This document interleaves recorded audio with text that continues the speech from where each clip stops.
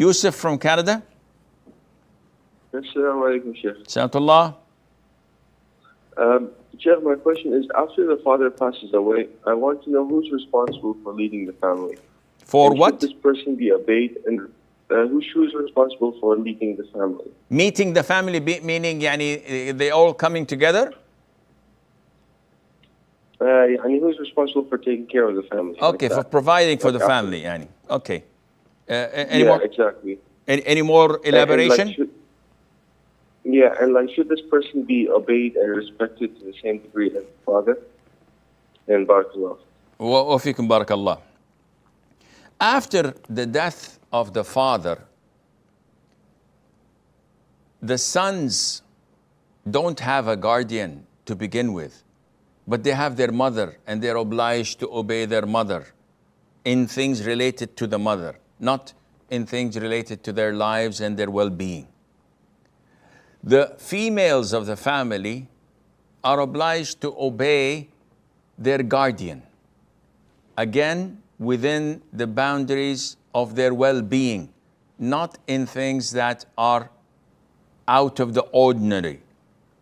But there isn't a father figure who everyone else is obliged to obey as when he was alive.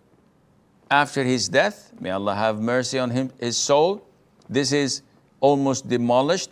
The mother remains to be the head of the family in terms of her children obeying her, coming to live close to her, to be dutiful to her.